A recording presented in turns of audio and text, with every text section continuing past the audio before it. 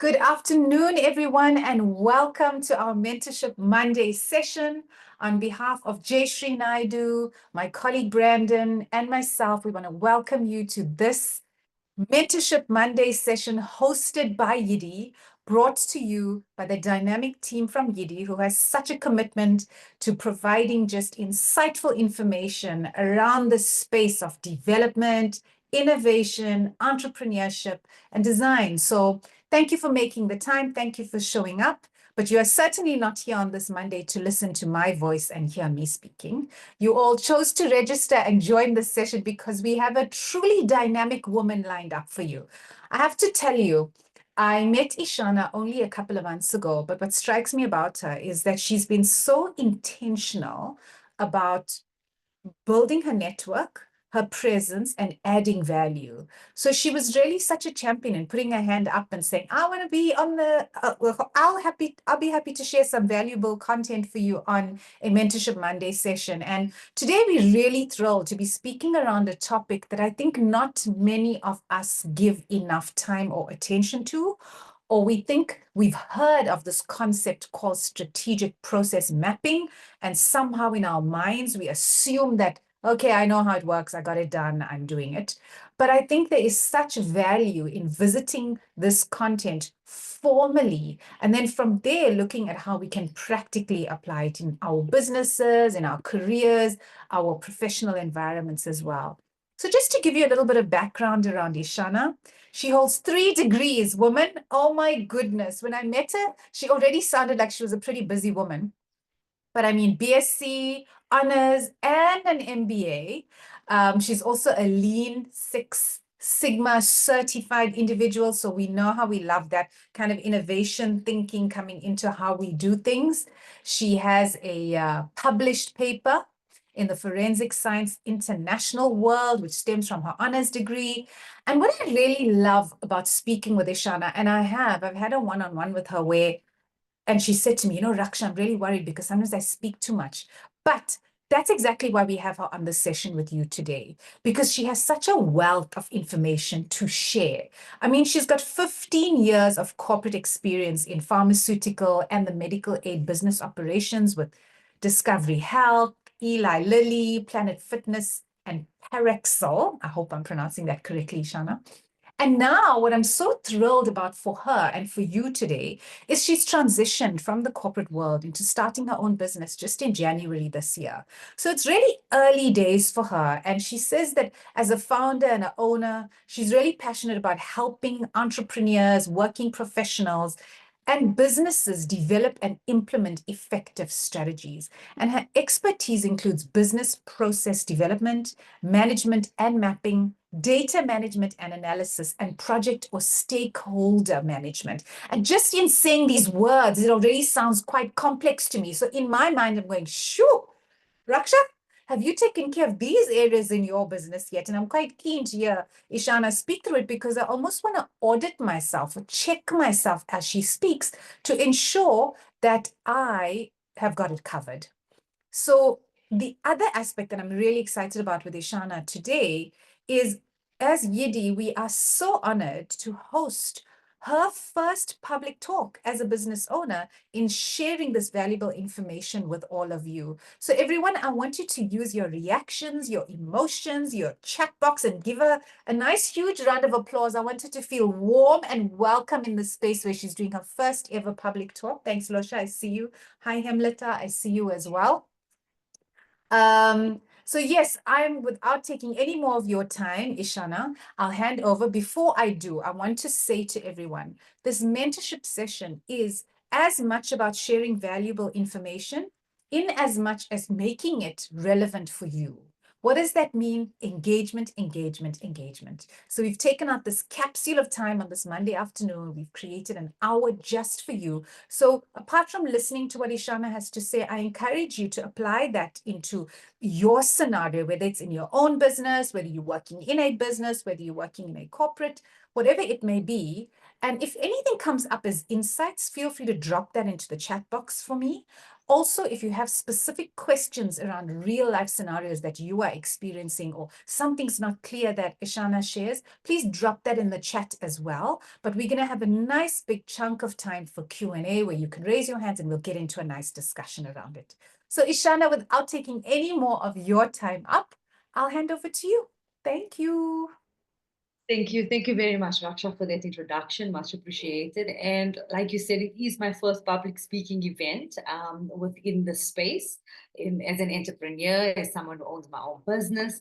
And so I just want to share my screen. I'm quite excited to do this. And I want to say thank you to YIEDI for giving me this opportunity. I'm very excited to speak to everyone about strategic process mapping and just break it down a little bit and expose this whole idea of how we can try and take our complex strategies and make them simplified enough so that they become easy to communicate and then easy to execute. And that really just, sets us up for success right from the start. Okay. So as Raksha said, I'm from Strategies. That's the name of my company. And today I'm going to talk to you about strategic process mapping. And I think there's a few questions I want the audience to think about as I go through this presentation. It's just 3 questions. The first one is, how well do you and your employees understand your strategy? How easy or difficult is it to execute, communicate, and track your strategy? And the last question is your business, or have you built your business with a strategy that will enable growth, scalability, and diversification? So I just really want you to keep those 3 questions at the back of your mind as we go through it. And as we go through it, understand if this is a problem you are struggling with. And like Raksha said, we'll have a time at the end of the session for some questions. I would love some questions about what I present as, in your world, and I would love to provide some value on how we can solve those problems. So let me get started. So like Raksha said, I've been in the corporate world for 15 years, and I've just recently transitioned into corporate.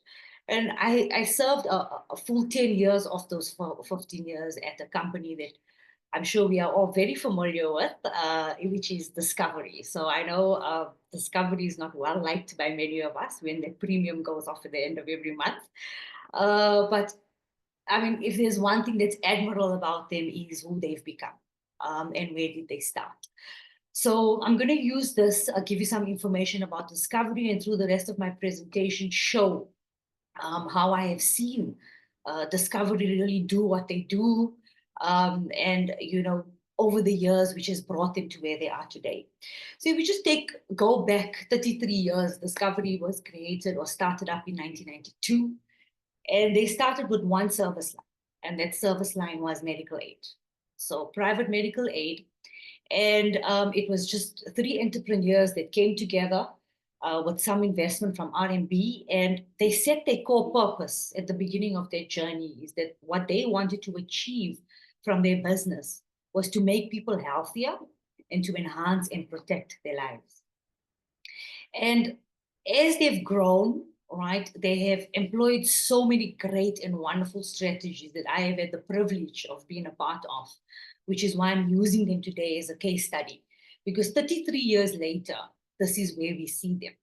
They operate currently now from operating as a proudly South African business just in South Africa. They are now operating in 41 markets.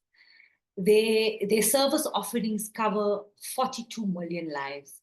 They have close to 14,000 employees that are employed globally, and they have a market capitalization of 107 billion rand. So it's quite impressive and amazing to see how such a company has grown so tremendously and amazingly over the last 33 years, considering that they simply started with one product line, which was medical aid. So I want to get into it a bit more and talk about a specific stint in my experience. And this is when Discovery really started employing serious strategies in the business to help them drive their growth, right? And very importantly, not drive new growth, but understand where the opportunities were within their current business operations to create growth and to promote growth. And this really stood out for me as a great way of driving growth, because there isn't always funds to create new service lines and to create new processes. And they've really done a good job of really employing good processes and documentation right from the start, therefore enabling them to really scale and diversify from what they originally started with.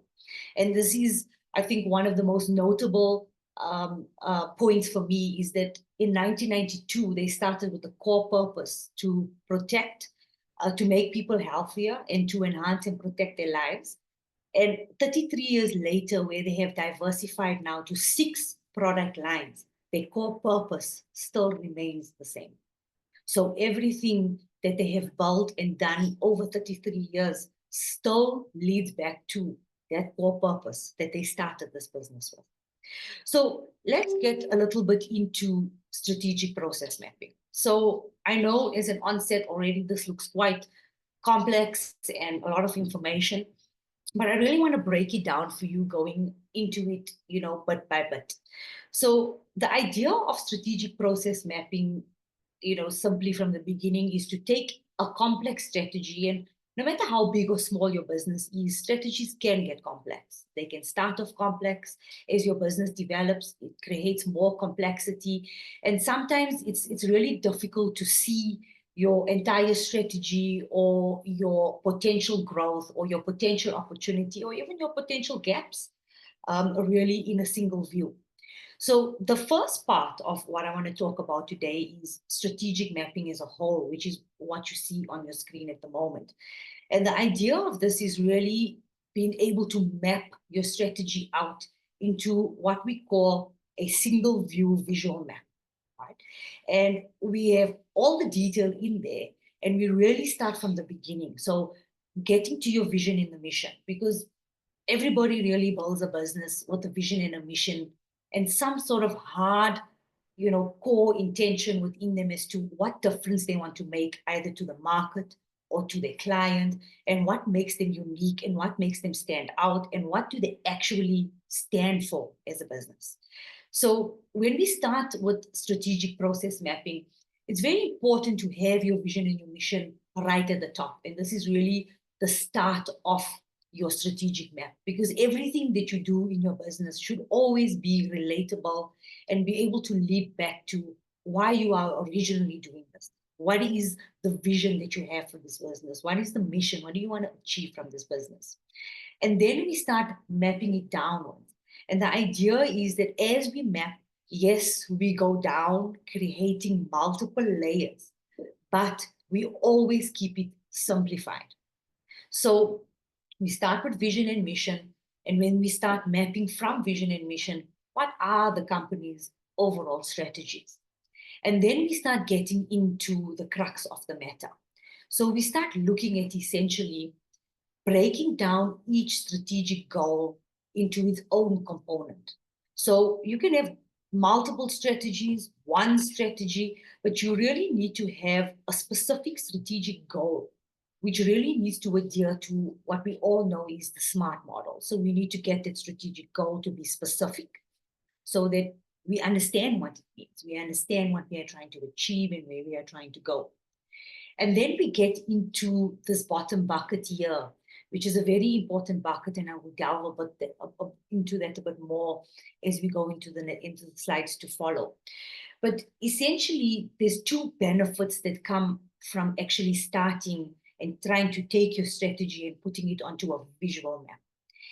As we go down and we start mapping downwards, and we always keeping the link. So I'm able, as low down as I get in my map, I can simply take my finger and I can map my way all the way back up to ensure that it's linked and aligned to my strategic goal. And then it's then linked and aligned to my overall strategy, if I have one, or if I've decided to separate it into multiple strategies and break it down into goals. And then furthermore, I'm able to again trace my finger back and ensure that it aligns to my vision and my mission.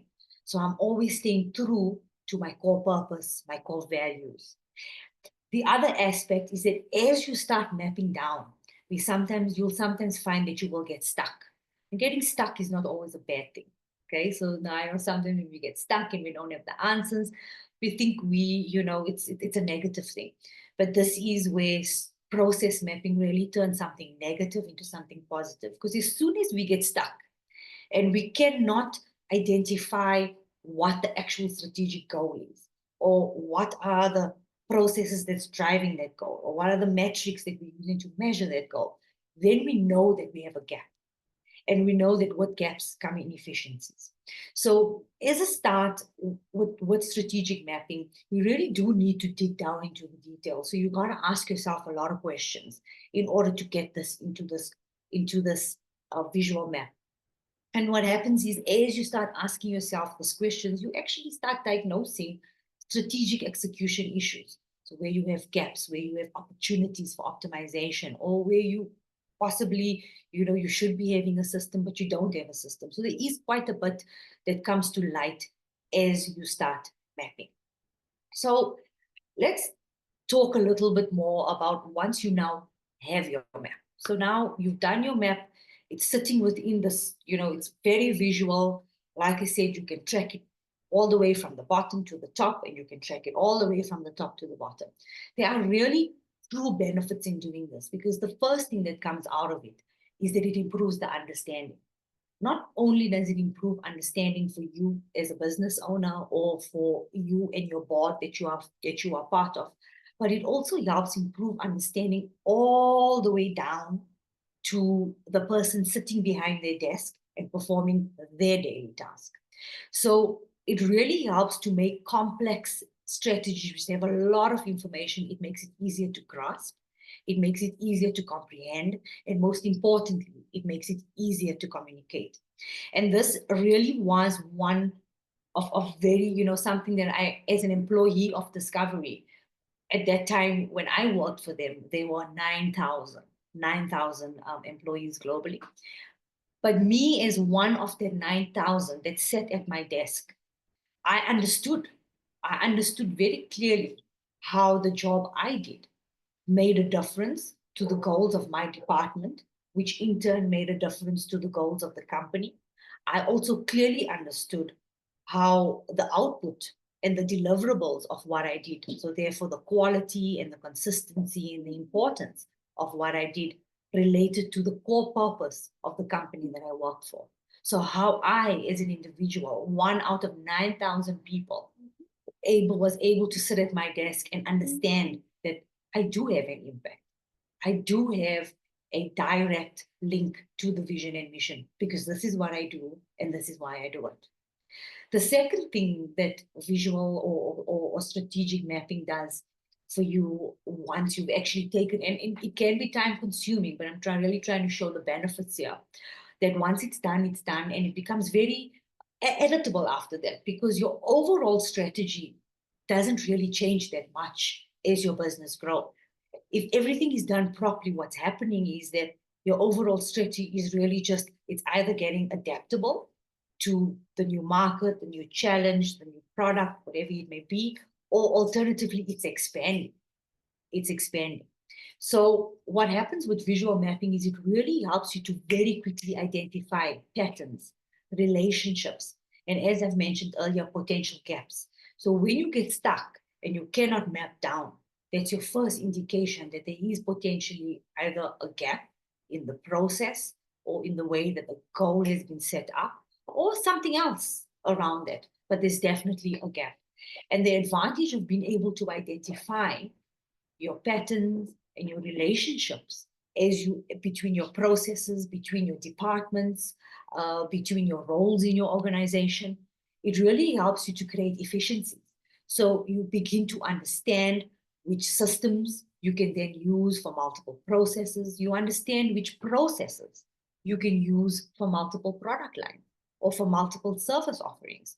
So there really is a lot that comes from when you are able to see everything in a simplified map and understand what are the connections between your different strategic goals, and then furthermore, the connections between the different processes that are driving those goals. And lastly, and I think, not most importantly, but very important, is it allows you as a business owner or as a strategic lead in your business, or even as a manager, to really execute effectively. Because what happens is that by understanding your strategy at a very high but simplified level, you are able to improve planning before making any sort of strategic decision.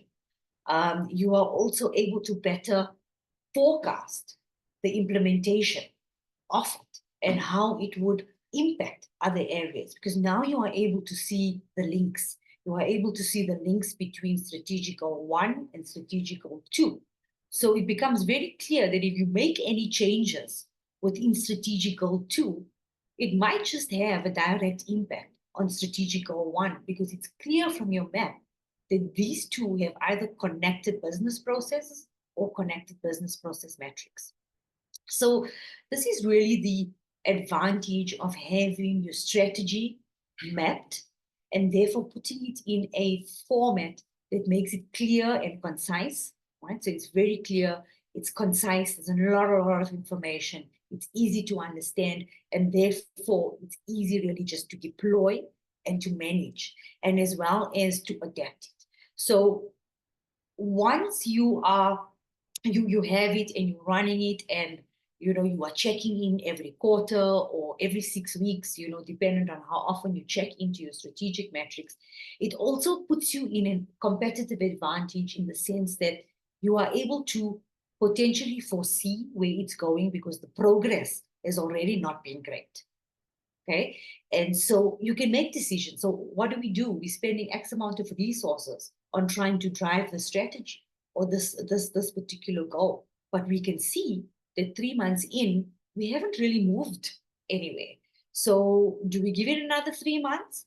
Or because we see that strategic goal 2 is moving really quickly, and we're actually making more progress than we forecasted on it, do we rather take the resources that we are putting into strategic goal 1 and move it over to strategic goal 2? Because we can definitely see there's potential for more growth there.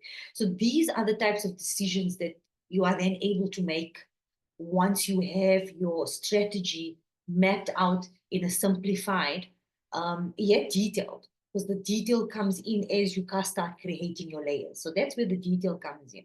But you keep it simplified in that each layer is very simple to understand. Right?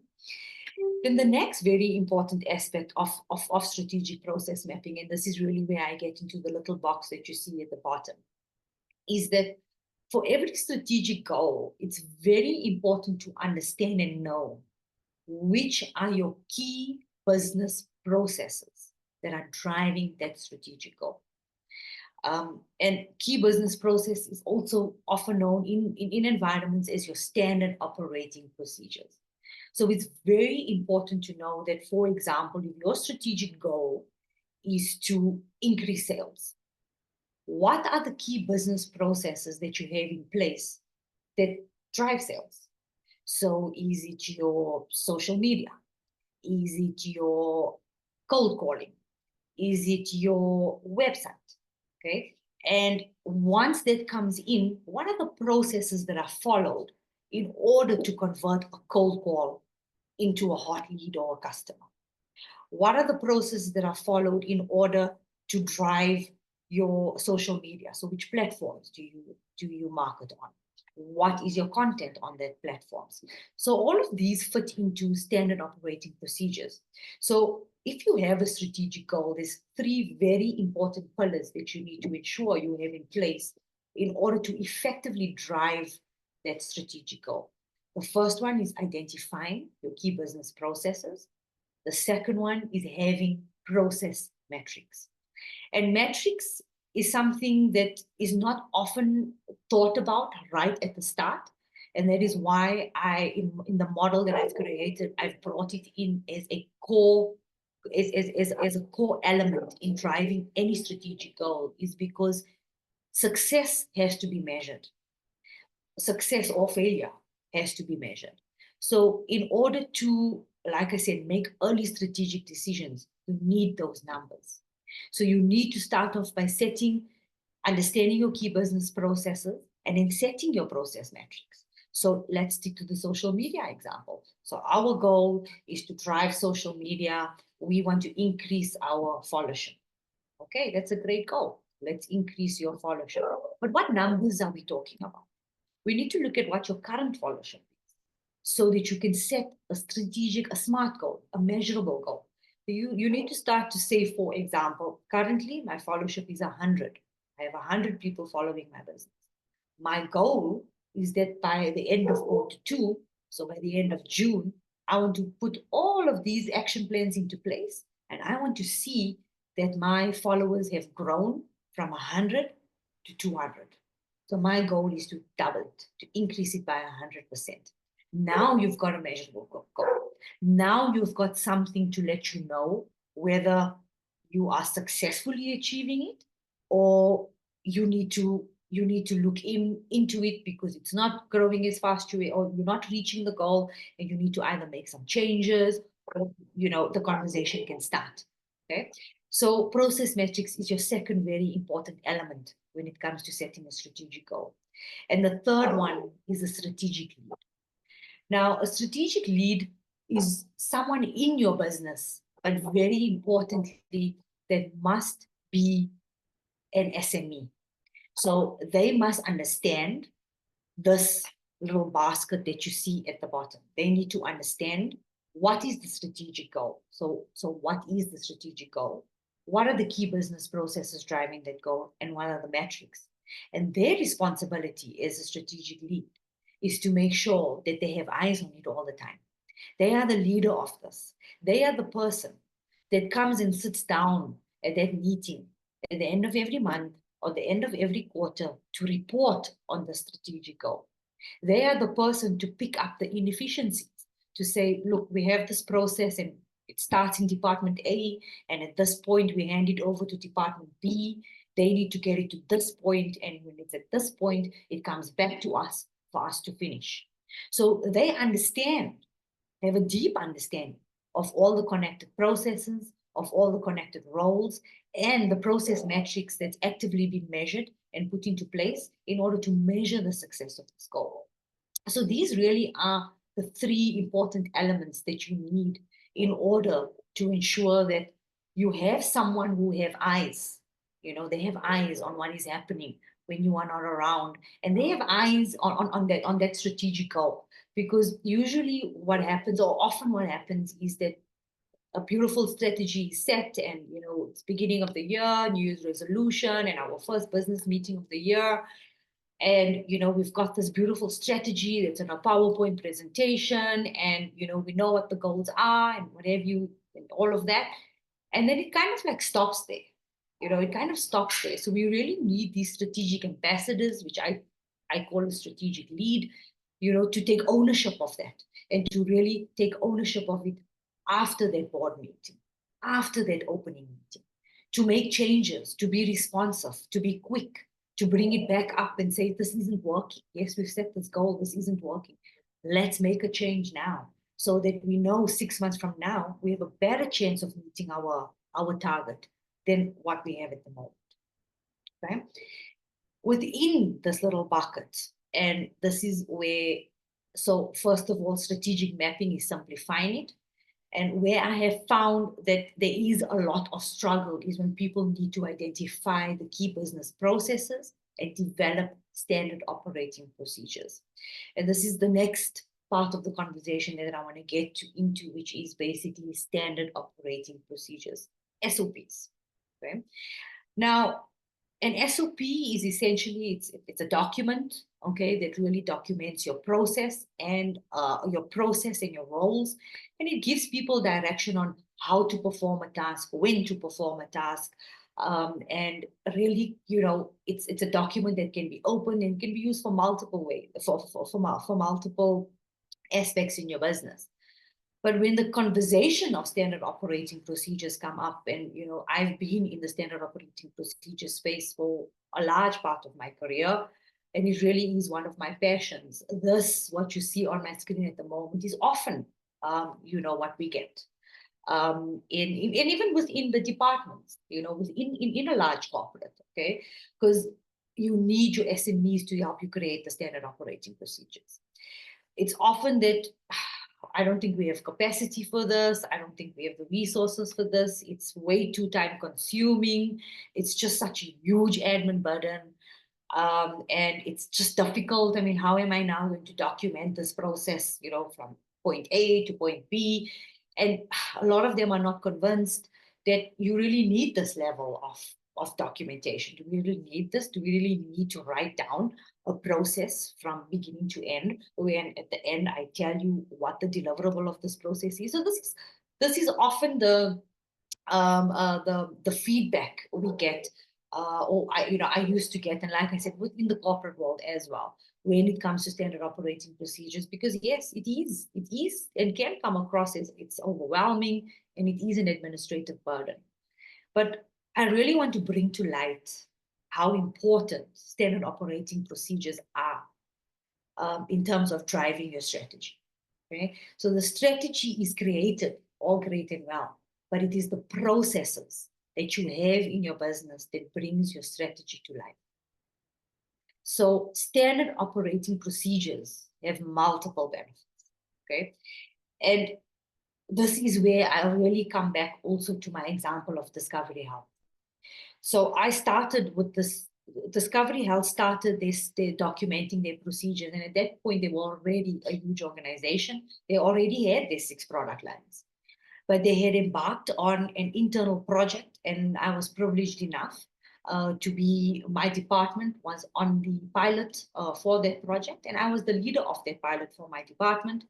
And we had to document the standard operating procedures that we followed in our department. Okay? And it seemed like a huge task to start with. And it took us about 6 months in order to document and finalize our processes and review it with the team and make sure that we really have the process documented. And Discovery started this, Health actually started it, the health side of the business started it back in 2006. So it was a long time ago, okay? But the benefits that I really saw of what they, how they use these processes, how they use the standard operating procedures was really just great. And let's just talk about it a little. So the first thing is quality, okay? Quality, efficiency, and cross-functional consistency. So the first thing is that if everybody knows what to do, you are really preventing any duplicated resource, duplication of efforts, duplication of resources, and you are reducing time that's been wasted. Because when you have people trying to figure out what to do, there's also a lot of opportunity for error, misinterpretation. Okay? And the larger your processes get, the more complicated it gets, the higher the chance is that people are going to make mistakes. People are going to be confused. People are not going to understand, okay, at what point do I hand it over to the next department? The next department doesn't quite know at what point they need to hand it back to us. Or this department doesn't know what they need to have in place in order for the next department to do their part. So this is really the power of standard operating procedures. It documents your process, but it also really creates consistency in the operations of your process. So in people actually actioning those processes. So it drives consistency, it drives quality, and that in turn feeds into your overall output, which is your service delivery or your product delivery. What we also found when we documented our own processes is that we found we had things that were going out to people and we were waiting for it to come back to us, when we realized like we could cut out those questions. We weren't really using that information. So we were waiting for that information. We sent out information to the client, asking them for this information. We waited 2 or 3 weeks for them to give us that information. But when the information came back, we didn't really use it. So the question bore that, then why are we even asking them for that information? Why are we bothering the client? Why are we stagnating our process? So as you document, you tend to find lots of efficiencies, and you find gaps, and you also begin to understand where you basically have waste in your process, and this is where the Lean Six Sigma model really comes in. You break it down and you understand where there is waste in your product, in your process, because waste costs money. Errors cost money. Quality costs you customers, right? So these are really the benefits that come through. There are more benefits that I want to go through. And I think, again, I always, like I said, Discovery really cemented my idea. And I'm not a PR for Discovery, but they really did a great job in terms of, and it was a huge task for them. It was one of the biggest administrative burdens I thought a company could take on at that point. But they had set their minds to do it. And what also came off it is compliance. So we found that compliance was just much easier because, especially in where you're looking at insurance like your Discovery Life, and now they've got Discovery Bank and Insure, you are dealing with very compliant heavy industries, right? There's regulations, there's compliance. So when that piece of work comes into Discovery, there's certain actions that people have to take in order to remain compliant to the process. And the best way to do it is to put it into standard operating procedures. But further to that, once it's in that standard operating procedure, Discovery systems, you also see that they started off with one system and they simply just kept on adding to that system. And whatever additional systems they brought in, they tended to plug into that one system. Okay. So for example, if you were a Discovery Health member and 2 years later you decide to take out a Discovery Life product, all right, they didn't need to build a whole new system in order to create a customer profile and whatever else. Your entire profile is a Discovery client, irrespective of which product you have, was on their system. Okay, so this is the opportunities. Then with the SOPs, what we also started seeing is that, hold on, we have to apply this compliancy, we have to apply this regulation. Why can't we just build it into the system? So as the process is moving into the system, why can't we just get the system to stop it if what we need is not in place? So now we took that responsibility of, in certain places where you could, of automation, we took that responsibility of compliance and regulation out of a physical user's hand and we automate it. So having your standard operating procedures well documented also enables you to identify what you can automate. And then once you see your processes out, written out from beginning to end, you're not just shooting in the dark and say, oh, maybe we should employ AI here, or maybe we should, I don't know, this process doesn't seem to be working for these two people. Let's employ a system. Now you can start making strategic decisions to understand which processes are low-hanging fruit for us to automate because it's quite simple with the system we already have. Or you can even go down to the level of which part of a big process can we employ some AI or some automation. Okay? And then the last real benefit that we also saw was training. All right. So often enough, attrition, especially in large corporations or companies, there's attrition and there's intake happening every single day. And we all know that training is a very costly exercise, whether it's training on time or training on resources, it's very costly. And this is where the power of standard operating procedures come in, because you can use that standardized framework and create a standardized learning framework for employees to learn the process. And your standard operating procedures now become a document that can be used to train new employees, as well as guide the rest of your employees on doing their job, no matter where they are in their employment journey with you. Okay.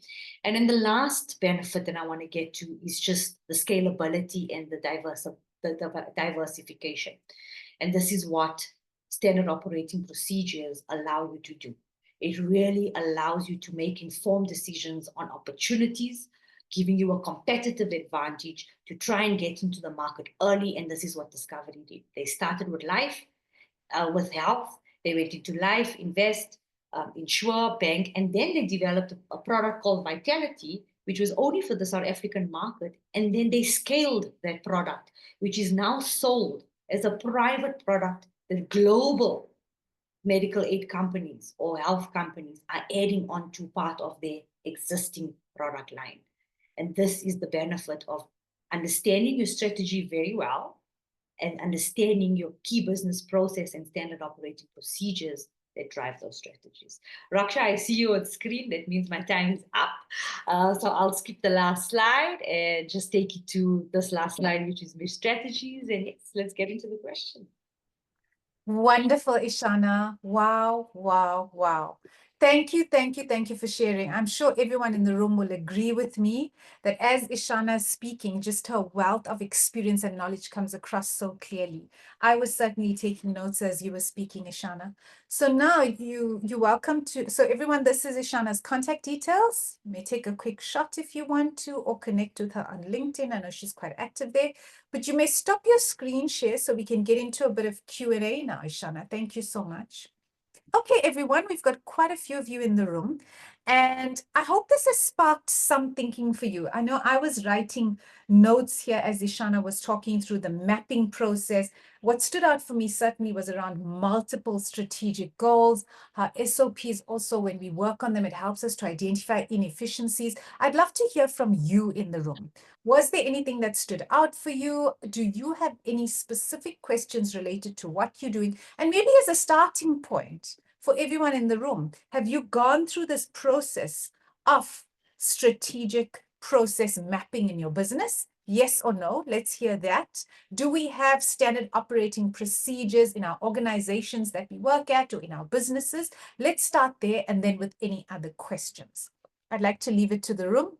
So everyone, please, let's get some engagement going.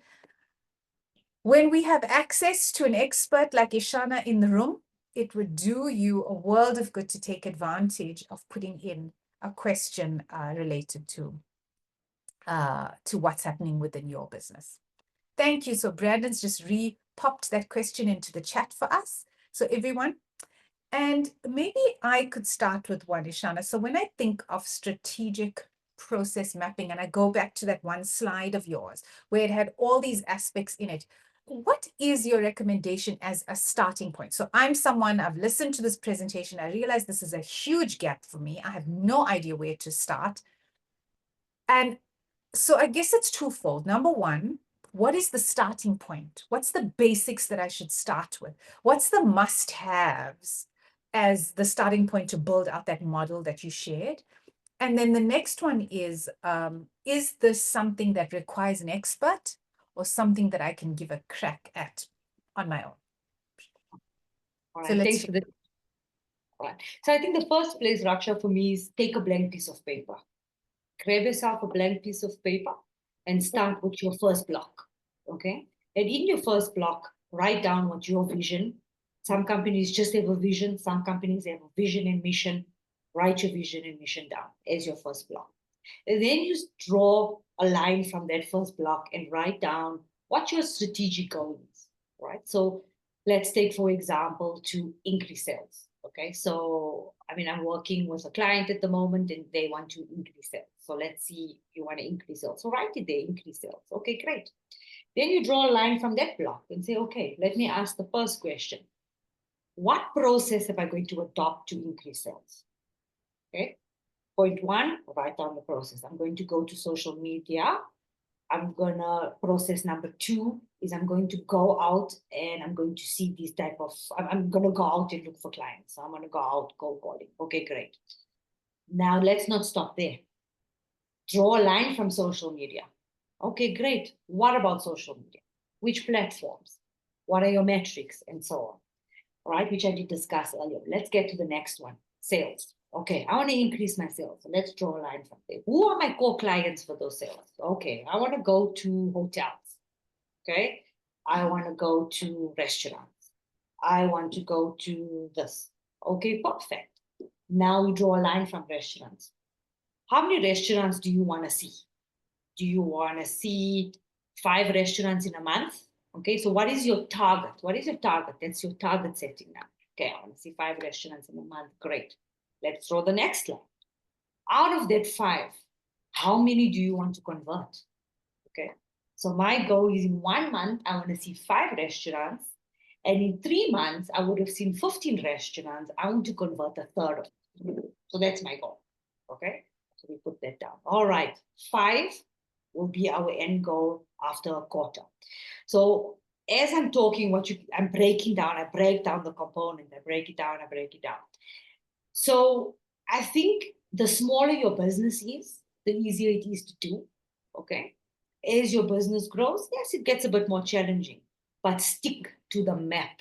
And this is where you come in. Make sure you're always connecting your lines and make sure your goal is always smart, right? So, whether you need an expert or not, I would say to get started, you don't need an expert. I think to get started, you really can do it on your own. But when you start getting stuck, then yes, it might be an opportunity to get in touch with an expert and say, look, my strategy is stuck here. I'm not quite sure. Yes, I want to do this, or I don't know how to do it. I don't know how to set metrics. And, and that's really when you can get a person in. When it comes to SOPs, Raksha, that is where I would promote getting an expert in, right? And the reason is because what you must always ensure is that your SOP is a usable, it's a usable document. So yes, your process can be this long, but I can't give you a process that you now need to in a document where you need to go into a piece, scale it up to 200% in order to see that part of the process and then move along because this is what happens. So there is an art when it comes to creating SOPs. You got to understand break your big process down into bite-sized chunks. Okay. And that's what you do and then you build those chunks. But at the end of the day, you have a whole entire connected process. So I would say strategic mapping, I really think if you're a small business entrepreneur, or if you've been operating for a good 2, 3 years, you really can you can map it for yourself. But if you're looking to develop standard operating procedures or refine what you have, I would suggest in that instance, you reach out to an expert. Wow, thank you, Ishana. You see, there's such value in asking these questions because I loved the example that you used. I love the example, and I'm such a visual person. So I can see it as you're talking about it, and then put the line out from there and add that. And I love how, and this certainly ties into like the foundations of YIEDI around innovation and design thinking and human-centered ways of thinking, because that for me is very organic and natural in how the brain works, but putting it in a structured way. I love that, Ishana. Thank you. Very practical. I hear you on the SOPs, and I hear you on it depends on how complex your business is.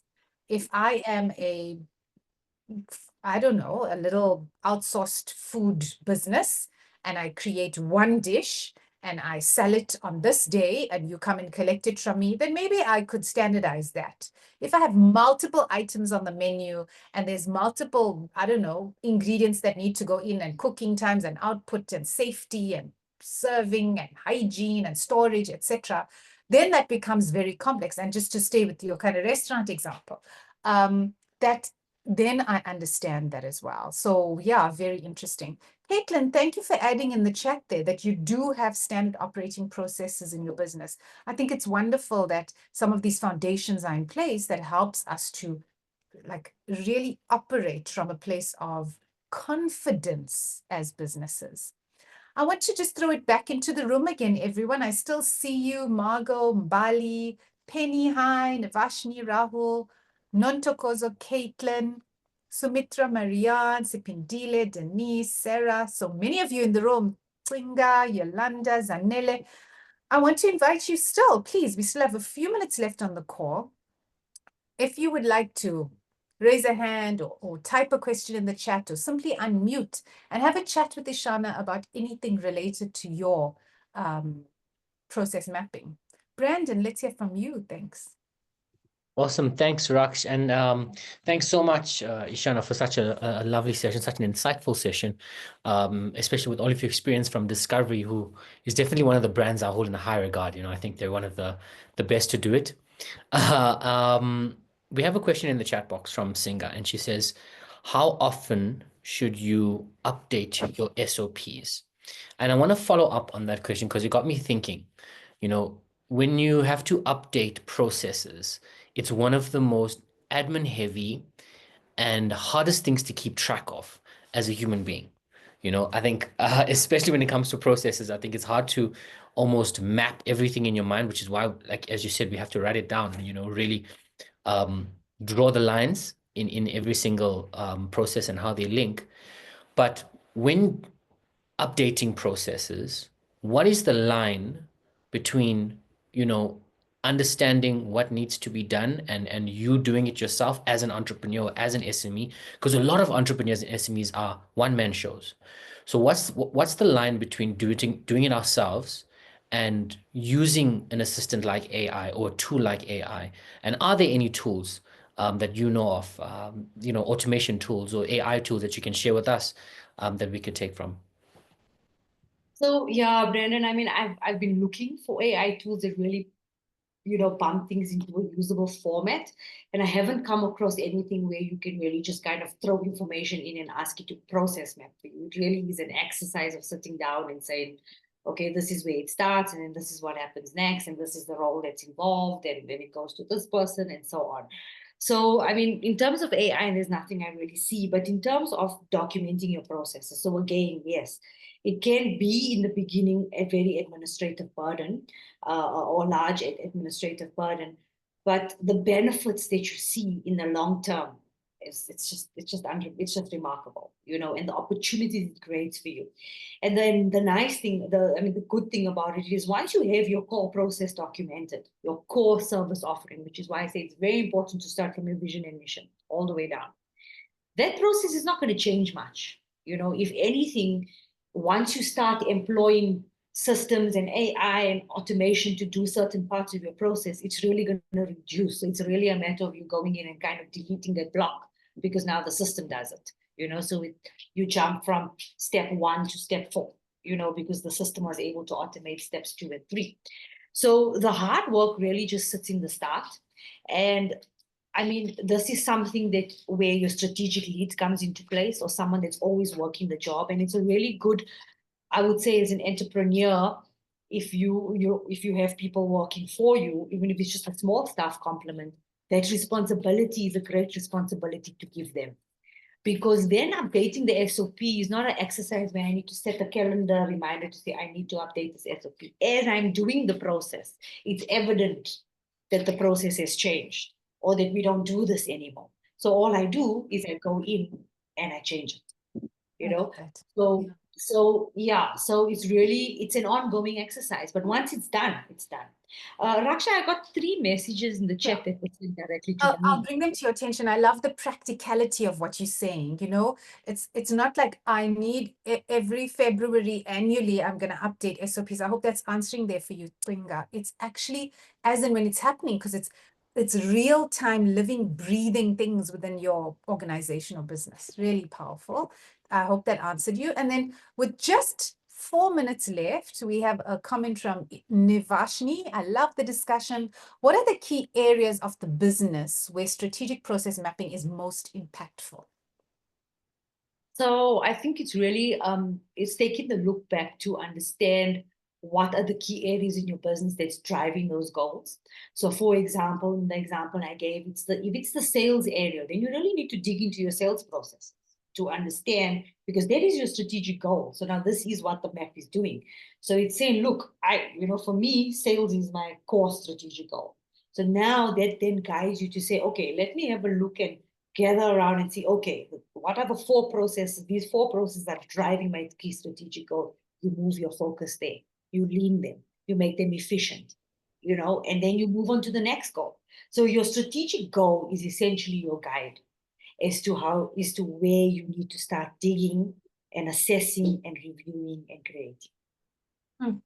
So powerful. And again, such an organic, natural answer with everything boiling down to that strategic goal. Even earlier on, when there are multiple strategic goals, you said when you watch and you analyze and you assess what's been happening, sometimes what may have been your secondary strategic goal actually needs to be your primary, and then the primary moves further down.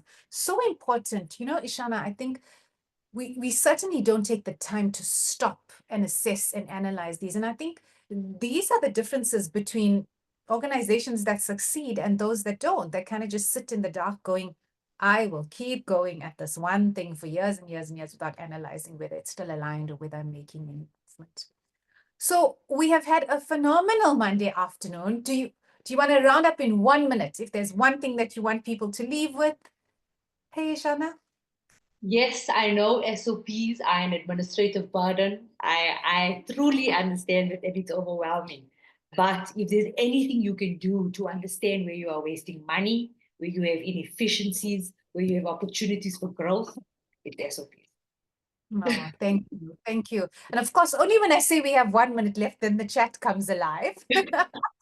So Sumitra is asking, is there a link here for hiring the right staff in order to manage the SOPs? Are you talking about outsourcing it, Sumitra? Is that what you're asking? Are there teams or staff? And if that is your question, if you do want to outsource the management of your SOPs, Ishana, you're welcome to put up your last slide again with your contact details, or you can link with her on LinkedIn. So I think that's the Yes. answer you're looking for there. Yes. So yes, one of my core service offerings, Raksha, is I will develop your SOPs for you. I'll take Good. that administrative burden off your hands. Thanks, Supindile. Supindile says, I must admit that the admin regarding mapping out my business growth has been daunting. I have been literally behind with admin. I'm solely focused on just production and sales, yet I realize efficiency can be improved with clear defined procedures. I recently collaborated with an industrial engineer who has experience in the agriculture industry, and this feels like a deja vu mixed with eureka moment. Thanks for sharing, Supindile. We are so happy that Ishana was able to make that moment alive for you. And yes, a lot of wow, wow, wow. Thank you coming in on the chat.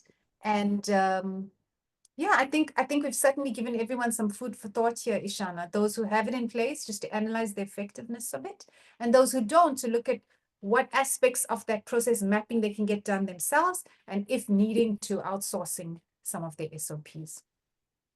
Good. So thank you, thank you, thank you once again, Ishana. We understand that time is the most valuable resource. So we are extremely grateful for an hour of your time this afternoon. To all of you who attended our Mentorship Monday, equally, we understand how valuable time is for every single one of you. So thank you for showing up for yourselves, for your businesses, for your organizations. And we hope that what we are sharing is able to help you achieve those goals even faster. Keep an eye out on all our platforms and socials where we will share details of our next Mentorship Monday session. Have a lovely evening. Thanks and bye now.